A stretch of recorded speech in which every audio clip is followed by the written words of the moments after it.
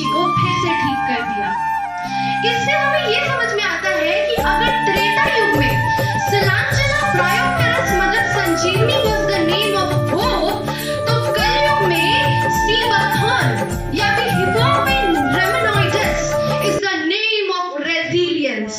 मतलब युग बदल गए परंतु नेचर की हीलिंग पावर यानी उसकी चमत्कार आज भी बाकी है। इसके एडवांटेजेस को अगर मैं बताने जाऊं तो ये एक्सट्रीम टेम्परेचर सर्वाइवल को एग्जिस्ट कर सकता है। जैसे जहां सभी पेड़ पौधे पशु पक्षी सब एस्टिमेशन हाइबरनेशन डॉर्मेंसी जैसे अनेक प्रोसेसर में रहते हैं, वहां पर ये सीबाथॉन अकेला ही -40 डिग्री सेल्सियस से लेकर के +43 डिग्री सेल्सियस तक जीवित रहता है और कभी-कभी तो -53 डिग्री सेल्सियस तक भी चले जाता है। जब बात इसकी फायदे की करती है ना, तो ये समुद्री स्तर से 2000 मीटर ऊपर उठता है। अब सवाल उठता है, वहां ना ऑक्सीजन ज्यादा है, वहां ना टेम्परेचर अच्छा है और वहां यूवी रेडिएशंस भी बहुत ज्यादा है, तो फिर ये उगता कैसे है?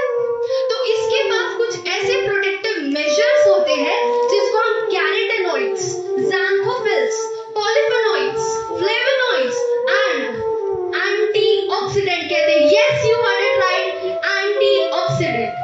एंटीऑक्सीडेंट ये वही मॉलिक्यूल है जो हमें रावण से बचाता है, समझिए।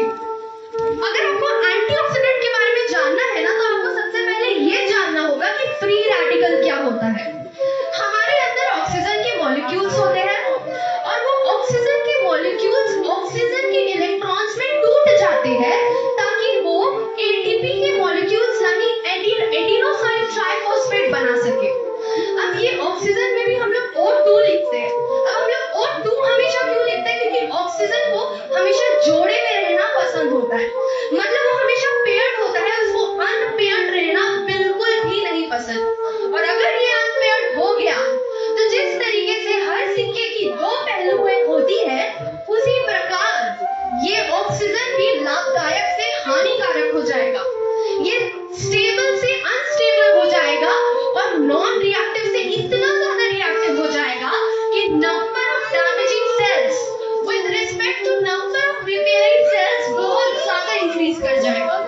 इतना ज्यादा इंक्रीज कर जाएगा कि आप अपने बुढ़ापे की ओर धीरे धीरे धीरे करके बढ़ते रहेंगे। और इसके साथ साथ जिसको हम लोग कार्सिनोजेनिक सेल्स कहते हैं, बहुत फेमस है, जो कैंसर सेल्स कैरी आउट कराता है। तो होता है